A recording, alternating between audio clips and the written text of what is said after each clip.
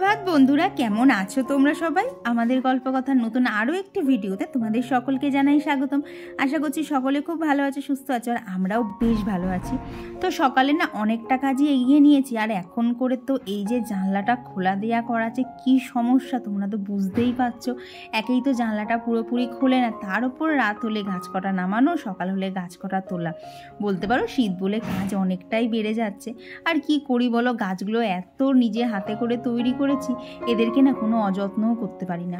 আর এই যে triangle heart গাছটা, এটাকে তো আগে জানলার মাঝখানে ঝোলাতাম, চারিধার দিয়ে ডালপালা বেরিয়েছিল। এইবার কি হচ্ছে বলো তো, জানলায় রাখতে গেলে পেছনের দিকের পাতাগুলো না চিপটে যাচ্ছিল।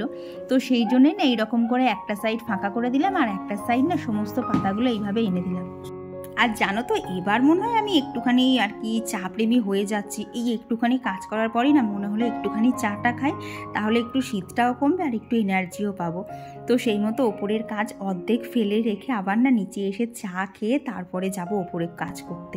আর তখন তোমাদেরকে বললাম না গাছটার ওই হাল, জানো তো আমার এখন নিজেরই ভয় লাগে যে এত সুন্দর আমার গাছগুলোকে আমি বাঁচাতে পারবো কিনা ঠিকঠাক। কারণ দেখো তো, আমার সব গাছই থাকে জানলায়, আর এই জানলাটা যদি বন্ধ না করা হয়, পূর্ব দিকের জানলা তো এত ঠান্ডা হাওয়া আসছে, মানে 3-4টে ব্ল্যাঙ্কেট দিলেও আর কি ঠান্ডা কমবে না, এরকম হাওয়া আসছে। আর এই যে ওঠানো নামানো করতে করতে নিচে ধরো পাতা পড়ছে, মাটি পড়ছে। আগে এগুলো ধরো সমস্তটাই জানলায় পড়তো, ওই সপ্তাহে 2-3 দিন গাছগুলোকে নামিয়ে আর কি ঝাঁট দিয়ে দিলেই হয়ে যেত। এখন আবার বলতে পারো উল্টো খাটনি আমার বাড়ছে। তো আমার গত ভিডিওতে দীপর্ণা সেন দিদিভাই বলেছে তুমি খাটতেও পারো, বাপরে বাপ এত সুন্দর কাজ, আবার ভিডিও করো। কি বলো তো, সবটাই দেখি হয়ে যায়। কারণ দেখো সংসারের সমস্ত কাজ করছি, আর যেখানটা আমার ভালোবাসার জায়গা, আমার ভিডিও, আমার ইউটিউব, সেই জায়গাটাকে কি করে বলো তো এড়িয়ে চলি।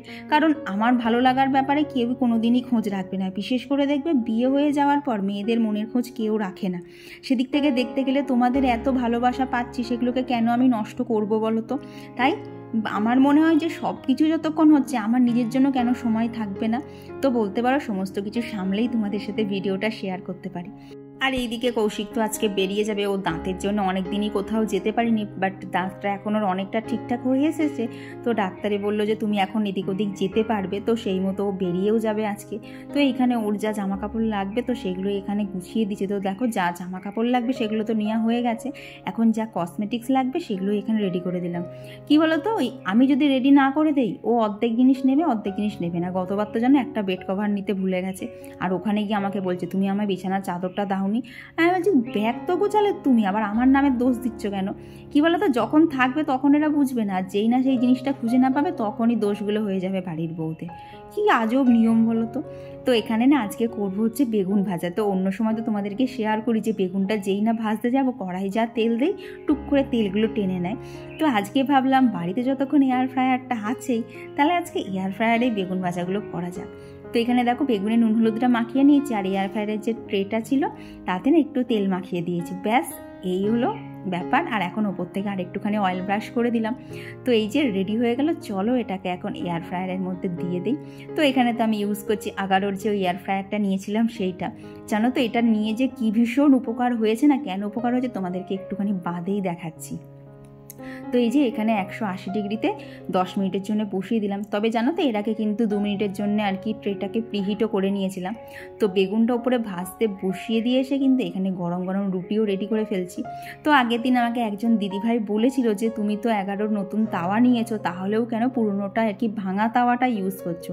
কি বলো তো, ওটা এখনও সেইভাবে ভাঙেনি, এখনও জোড়া তাপতে দিয়ে বেশ কিছুদিন চলবে। আর কি বলো তো দিদিভাই, আমাদের তো মধ্যবিত্ত পরিবার, আমরা শখের চোটে না অনেক কিছু কিনে ফেলি, কিন্তু পরে যতক্ষণ মনে হয় যে না এটা তো এখনও চলছে, আর একটুখানি চালিয়ে নেই না, ফেলে দিলেই তো ফেলে দেওয়া হয়ে যাবে, কিন্তু ওই যে পরে আবার নতুনটা কিনতে গেলে সমস্যা হবে। তো ঠিক করেছি এইটা যতদিন যাচ্ছে যাক না, ওটাকে শখে পড়ে এখন ইউজ করি, পরে যতক্ষণ এটা একবারেই ভেঙে যাবে আর ইউজ করাই যাবে না, তখন আবার ওইটাকে না ইউজ করতে পারবো। কি বলো তো, যতদিন আর কি শেষ অবধি চালানো যায়। আর এই যে আমার একদম কম তেলে, ওই ধরো 2 চামচ কি 2.5 চামচ মতো তেল আছে। তো তেলে মাছ মানে বেগুন ভাজা রেডি। তো দেখলাম বেগুনটা যতক্ষণ এত ভালো ফ্রাই হলো, তাহলে একবার মাছ কটাকে দিয়ে না ট্রাই করা যাক। তো এখানে ওই 2.5 থেকে 3 চামচ মতো তেল একটুখানি নিয়ে নিয়েছি, দিয়ে দেখো সমস্ত মাছটা নুন হলুদ আর তেল দিয়ে ম্যারিনেট করে নিয়েছিলাম। আর দেখলাম জানো তো এখানে মাছ রয়েছে, নুন হলুদ সমস্তটা আবার এর মধ্যে পড়বে, তো নিচে না একটা ফয়েল পেপার পেতে দিলাম, দিয়ে এই যে মাছগুলো আর কি, এতগুলো মাছ সবগুলোই একবারেই হয়ে যাবে। আর এইটাকে যদি এখন আমি কড়াই ডুবো তেলে ভাজতে যেতাম আর কি, মানে তেল তো লাগতোই, প্লাস 3 রাউন্ড করে ভাজতে লাগতো, অনেক সময়ও লাগতো। তো আজকে এয়ার ফ্রায়ারে ফার্স্ট টাইম ট্রাই করছি জানো তো, ভীষণ এক্সাইটেড ছিলাম যে মাছগুলো কীরকম ভাজা হবে। তো এখানে দেখো, এখানে প্রথমে দিয়ে দিলাম হচ্ছে 180 ডিগ্রিতে 12 মিনিটের জন্য। তো ওখানে দেখো 12 মিনিট সময় লাগবে। আর সেই ফাঁকে আমি চলে এলাম হচ্ছে আবার রান্নাঘরে। এসে এই যে জিরের গুঁড়োটা শেষ হয়ে গেছিলো, তো এখানে জিরেটাও গুঁড়ো করবো বলে হালকা করে রোস্ট করে নিলাম, দিয়ে ওখানে ততক্ষণ ওটা একটু ঠান্ডা হোক। সেই ফাঁকে দেখো এখানে প্রথমে শাক ভাজাটা বসিয়ে দিলাম আর কি, আজকে ঠিক করেছি ওটা আর কি মাছ ভাজাটা কমপ্লিট হতে হতে এদিকে সমস্ত রান্না শেষ করব। তো ওখানে শাক ভাজাটা বসিয়ে দেখো এখানে পেঁয়াজকলিগুলোও কেটে নিয়েছি আর কি, এগুলো করতে তো বেশি সময় লাগে না। পেঁয়াজকলি কেটে নিয়েছি, এদিকে আলু কেটে নিয়েছি আর কি, পেঁয়াজকলি আলু ভাজা করব। তো এরই মধ্যে কিন্তু শাক ভাজাটাও নামিয়ে নিয়েছি, আর এই যে পেঁয়াজকলি আর আলুটা কিন্তু ভাজতেও বসিয়ে দিয়েছি। বলতে পারো আজকে প্রচণ্ড স্পিডে কাজ করেছি, মানে নিজের কাছে নিজে একটা চ্যালেঞ্জ নিচ্ছি যে দেখি মাছ ভাজাটা হতে হতে আমার কতটা কাজ এগোতে পারে। তো এদিকে পেঁয়াজকলি আলু ভাজাটা বসিয়ে দিলাম, আর এইদিকে বসিয়ে দিলাম হচ্ছে ভাত, কারণ ভাতটা হতে দেখবে সময় লাগবে। তো দেখলাম মাছটা হতে না এখনও 2-3 মিনিট দেরি আছে। তো সেই ফাঁকে এখানে এখন যে জিরেটা তখন রোস্ট করলাম না, সেই জিরেটাকেই না এখানে গুঁড়ো করে নিচ্ছি, নাহলে দেখবে ওই জিরেটা কী বলো তো, গুঁড়ো ইউজ করে করে অভ্যেস, তো কখনো যদি করে না রাখি ওই রান্নার সময় গিয়ে তখন আর জিরে গুঁড়োটা থাকে না। আর এদিকে দেখি আলাদা করে পেঁয়াজ আদা রসুন পেস্ট করাও হয়ে গেছে। তো এখানে দেখো জিরে গুঁড়োটা করাও হয়েছে, আর এই যে বাটির মধ্যে যেটুকু লেগেছিলো ওর মধ্যে পরে যখন আবার মশলা করবো তখন কিন্তু হয়ে যাবে। তো এরই মধ্যে আমার 12 মিনিট কমপ্লিট। তো এইখানে এখন মাছগুলোকে উল্টে দিচ্ছি, কারণ এক পিঠ ভালো করে হয়েছে, আর এক পিঠ তো হতে হবে। তো দেখো মাছগুলো উল্টে দিয়ে আর একটুখানি তেল ব্রাশ করে নিয়েছি, ব্যাস আবার বসিয়ে দিলাম আর কি ওই 180 ডিগ্রিতে। তবে এখন দেবো হচ্ছে 10 মিনিটের জন্য, দিয়ে ওটাকে বসিয়ে দিয়ে জানো তো এবার বেশ কাজ করতে অন্য রকম এনার্জি পাচ্ছিলাম, কারণ অত সুন্দর মাছ ভাজা হবে বিশ্বাস করো আমি এক্সপেক্ট করিনি। আমি তো ভাবছিলাম যে কীরকম কী হবে, আবার না তুলে আমাকে কড়াইতে দিতে হয়, বাট এটা যে এত সুন্দর হবে সত্যি আমার কাছে জানো তো আনএক্সপেক্টেড ছিল। আর সব থেকে আশ্চর্যের কী জানো, একটা মাছও কিন্তু ট্রের সাথে লেগে যায়নি। আমি তো পুরো ভয়ে ভয়ে তুলছিলাম যে এত অল্প তেলে ভাজা যদি লেগে যায়। দেখো কী সুন্দর মাছগুলো উঠে চলে এলো, মানে বলতে পারো এয়ার ফ্রায়ারটা নিয়ে এতটা খুশি হয়েছি না কি বলবো, মানে তোমাদেরকে ভাষায় বলার নেই। তো এইখানে দেখো যে নোংরাটা পড়েছিল সবটাই ফয়েল পেপারের ওপর পড়েছে, তাই ফয়েল পেপারটাকে কিন্তু মুড়িয়ে ফেলে দিলেই হয়ে গেল। আর এদিকে কিন্তু ওইটাও ভালোভাবেই পরিষ্কার হয়ে আছে। তো চলো এদিকে মাছ ভাজা যতক্ষণ হয়েই গেছে, তাহলে এখানে আর কি মাছের মশলাটা কষিয়ে মাছের ঝোলটা বসিয়ে দিই, তারপর কিন্তু ওখানে টুকটুক করে অনেকটা কাজ করে নিতে পারবো। তো এখানে তো কৌশিক আজকে এনেছিল হচ্ছে জ্যান্ত রুই মাছ, তো ভাবলাম রুই মাছটা দিয়ে না ফুলকপি আলু দিয়ে ঝোল করি। দেখবে শীতকালের ফুলকপি আলু দিয়ে রুই মাছের ঝোল খেতে, আর রুই মাছ বলে না যে কোনো জ্যান্ত মাছের ঝোল খেতেই না একদম দুর্দান্ত লাগে। তো ওদিকে মশলাটা কষিয়ে দিয়ে আর কি কষতে বসিয়ে দিয়ে এখানে যে ট্রেটা ছিল না, ট্রেটা দেখলাম একটু জলে ভিজিয়ে রেখেছিলাম, যেটুকু যা লেগেছিলো সবটাই আর কি লুজ হয়ে গেছে। এখন এদিকে দেখো ট্রেটাও ধুয়ে নিচ্ছি, আর এদিকে বাস্কেটটাও ধুয়ে নিচ্ছি। আর এগুলো জানো তো ক্লিন করা এতটাই ইজি, খুব একটা গায়ে প্রেশারও দিতে লাগে না, মানে খুব ইজিলি কিন্তু ক্লিনও হয়ে যায়। তো তোমরা যদি এত সুন্দর প্রোডাক্টটা নিতে চাও, তার জন্য আমি লিঙ্কটা ডিসক্রিপশন বক্সে দিয়ে দিচ্ছি, তোমরা সেখান থেকে গিয়ে ইজিলি পারচেস করে নিতে পারো। তো এই দেখো এদিকে কিন্তু মাছের ঝোলের মশলাও কষানো রেডি, জলও ঢালা রেডি। এখন জাস্ট মাছগুলো ঝোলের মধ্যে টকবক করে ফুটে উঠেছে, আর এই যে নামিয়ে ফেললাম। তো আজকের মতো রান্নাবান্না আমার এখানেই কমপ্লিট। আজকে দেখলে কত তাড়াতাড়ি রান্না হয়েছে, মানে আজকে রান্না করে বলতে পারো অনেকটাই শান্তি পেয়েছি। তো চলো রান্নাবান্না কমপ্লিট, এখন এখানে ঘর বলছি রান্নাঘরটাকে ক্লিন করব, তারপর ওপরে গিয়ে না আজকে মাছের জলটা চেঞ্জ করতে হবে। তো কৌশিক বললো আজকের ঘরটা ওই মুছে দিচ্ছে, তাই আমার আর চাপ নিতে হয়নি। তো এদিকে এসে কৌশিক একটু হাতে হাতে আমার ধরে দিল, এখানে মাছের অ্যাকোরিয়ামটাও পুরো পরিষ্কার করা হয়ে গেছে। এইবার পরিষ্কার জল এই যে আস্তে আস্তে ঢালা চলছে, আর এর মধ্যে এখন আমার এই দুটো মাছই অবশিষ্ট আছে। তো এরা দুজনে জানো তো দেখছি এখনও বেশ ভালোই রয়েছে, তাই এখন আর নতুন করে মাছ আনছি না। তো ওদেরকে একদম পরিষ্কার জলে খেলা করার জন্য দিয়ে দিলাম। তো এরপর চলে গেছিলাম হচ্ছে সোজা স্নান করতে। স্নান করে এই যে পুজো দেওয়া একদম কমপ্লিট। আমার গতদিনের ভিডিওতে পাখি লাইফস্টাইল থেকে কমেন্ট করে জানিয়েছে যে নতুন বন্ধু আপু, থ্যাংক ইউ দিদিভাই। আর কমেন্ট করেছিল তপি অধিকারী, তো দিদিভাই লিখেছে খুব সুন্দর তোমার কাজকর্ম, নতুন বন্ধু হলাম। অনেক অনেক ধন্যবাদ দিদিভাই, আর আমার পরিবারে তোমাকে জানাই অনেক অনেক স্বাগতম। আর কমেন্ট করেছিল পাপড়ি পান্ডে, সুমনা ব্লগস, সামিনা পারভিন, সঙ্গীতা কর্মকার দিদিভাই, সুচরিতা মণ্ডল দিদিভাই। তো এই যে পুজো দেওয়া কমপ্লিট করে এর মধ্যে কিন্তু বাপিরও খাওয়া হয়ে গেছে, এখন আমি আর কৌশিক খেতে বসে গেছি। আর জানো তো মানে বোঝাই যাচ্ছিল না যে এটা এয়ার ফ্রায়ারে রান্না করা জিনিসপত্র। সকলকে, তো বাজে এখন হচ্ছে 5:45, তো সন্ধে টন্ধে দেওয়া তো কমপ্লিট হয়ে গেছে। তো আজকে তো এয়ার ফ্রায়ারে অনেক কিছু রান্না করলাম। তো কৌশিক বললো যে হঠাৎ করে একদিন তাহলে কেকটা ট্রাই করো। তো যেই না মাথায় এলো, বিশ্বাস করো আমার মনে হলো না আজকেই করি। বাড়িতে মোটামুটি সমস্ত উপকরণ আছে, শুধু হ্যাপি হ্যাপি বিস্কুটটা নেই। ওকে বললাম তুমি তাহলে নিয়ে আসো, কারণ এয়ার ফ্রায়ারটা রান্না করে যা শান্তি হচ্ছে না, মানে কোনো হেডেক নেই। আর এতদিন আমার কেক বানানোর ইচ্ছে ছিল, কিন্তু আমি ঠিক কড়াতে প্রেশার কুকারে ঠিকঠাক করে উঠতে পারি না।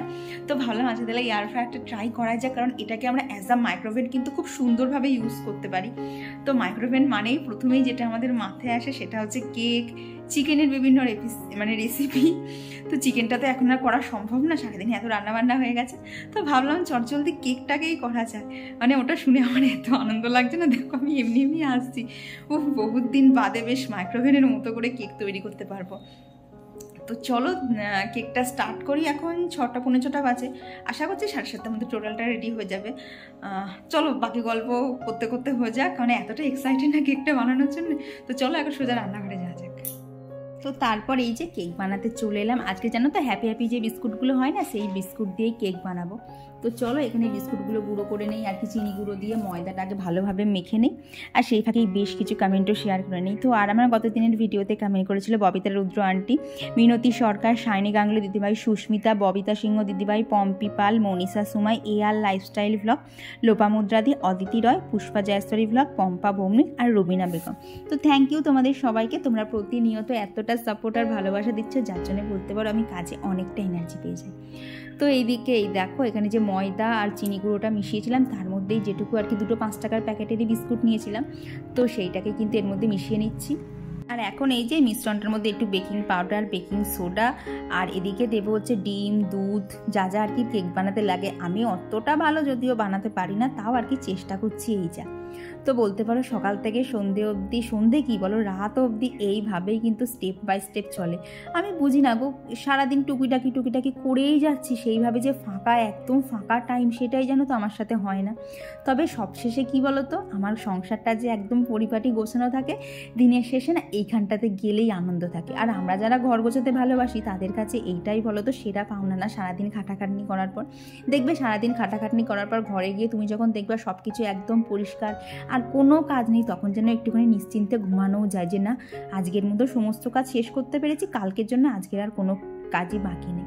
তো এইদিকে দেখো আমার কিন্তু কেকের ব্যাটারটা আর কি গোলা কমপ্লিট, একটুও কিন্তু লাম্পস নেই। তো যদি না লাম্পস থাকে তাহলে কিন্তু কেক ভালো হয়, আর যদি লাম্পস থাকে তাহলে কিন্তু কেক ভালো হয় না। এটা আমি জানি না, এটা হচ্ছে আমার বোন খুব কেক ভালো মানে বানাতেও খুব ভালোবাসে, প্লাস বানাতেও পারে, তো এটা ওর থেকেই শেখা। তো এখানে দেখো 180 ডিগ্রিতে 5 মিনিটের জন্য প্রথমে প্রিহিট করে নিয়েছিলাম। তারপর এই যে এখানে বাস্কেটটা খুলে ট্রের ওপর এখন এদিকে কেক মোল্ডটা বসিয়ে দিলাম, আর কি যেটা কেকের ব্যাটার ছিল সেটা সমেতই। তো এখানে এই যে ঢুকিয়েও দিলাম। আর এখন কি করবো বলো তো, 180 ডিগ্রিতে প্রথমে না 25 মিনিটের জন্য দেবো, তারপরে খুলে দেখবো যদি ঠিকঠাক হয় তো ভালো, নাহলে আর 5 মিনিটের মধ্যে দেবো। কারণ কি বলো তো, কোনো দিন তো করিনি, একটু ভয়ও লাগছিল। তো জানো তো বেশিক্ষণ করতে লাগেনি, 25 মিনিটের মধ্যেই দেখলাম এরকম হয়ে গেছে। আর এখন এই যে হার্টসের যে সিরাপগুলো হয় না, সেটাই এখন ওপর থেকে দিয়ে একটুখানি ডেকোরেট করে নিলাম। জানো তো প্রথম প্রচেষ্টাতেই যে না লোকের মুখে দেওয়ার যোগ্য হয়েছে, এতেই আমি ভীষণ খুশি। আমি তো প্রচণ্ড ভয় পাচ্ছিলাম, বাট এটাতে এত সুন্দর কেক বানানো যাচ্ছে। এবার থেকে তোমরা প্রায়ই দেখতে পাবা বাড়িতে আমার কেক কিন্তু হতেই আছে। তো এইখানে কেকও রেডি। আর কে চলে এসছে বলো তো এর মধ্যে, ওই দেখো দুষ্টু চলে এসেছে। ও কেক দেখে এত খুশি, মানে কেক আর মানুষের মধ্যে কোনো বাধা রাখা যাচ্ছে না, কি নাচছে দেখো। তো এইখানে আছে কেক আর এখানে আছে অরি, দুজনের মধ্যে খুব কষ্টে শিষ্টে দূরত্ব রয়েছে। অরি তোর কেকটা দেখে কেমন লাগছে? তোকে আজকে না দিলে হবে? তাহলে আজকে তাহলে বাড়ি চলে যা, কালকে সকালবেলা দেবো। কেন আজকে আর খেতে হবে না? রাত হয়ে গেছে না? না না আজকে আর খেতে হবে না, না খেতে হবে না।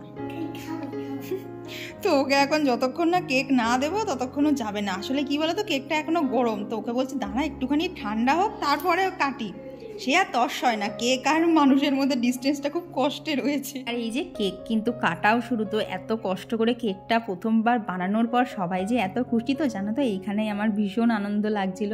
তো এইখানে দুষ্টু তো কেক খেয়ে ভীষণ খুশি, প্লাস কৌশিকও খেয়ে বললো ভালোই হয়েছে। আর আজকে সেরা রিভিউ জানো কে দিয়েছে? অভি। দেখো কি সুন্দর ছোট্ট ছোট্ট দাঁতে কেক কামড়ে খাচ্ছে, প্লাস লাস্টে একটা এরকম হাসি। খাওয়া দাওয়া কমপ্লিট করে ঘরে চলে এলাম, বাজে হচ্ছে 10:30 মতো। আজকে তাড়াতাড়ি শুয়েই পড়বো, কারণ কৌশিকের কালকে মানে শিয়ালদা থেকে 6:30 সময় ট্রেন, তো 4টের ট্রেন ধরবে রানাঘাট থেকে, তো আবার সেই 3টের মধ্যে উঠতে হবে, রেডি হয়ে বেরোবে। তো কদিন তো এয়ার ফ্রায়ারে অনেক রান্নাবান্না করছিলাম, তো আপাতত সেগুলো সব স্টপ, আবার কৌশিক ফিরে আসবে তারপরে সমস্ত রান্না হবে।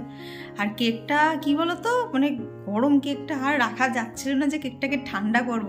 খাওয়ার ক্যান্ডিডেট এত বেশি ছিল, সব থেকে সেরা লেগেছে অভি যে ওই ছোট্ট ছোট্ট দাঁত দিয়ে কি সুন্দর করে কামড়াচ্ছিল, সত্যি সেটা দেখার মতো ছিল।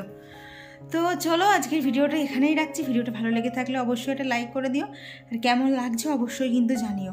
এবার কী হয়েছে বলো তো, 3টের সময় উঠবো, আমার ঘুম পাচ্ছে, কিন্তু এ দেখো ও এখানে সারা ঘরে পাক খাচ্ছে, ওর কোনো ঘুমটুম নেই। বাবা কী করে যে পারে, দেখো এখনও পাক খাচ্ছে, এদিক পাক খাচ্ছে ওদিক পাক খাচ্ছে, এই করছে। তো চলো আজকের জন্য টাটা।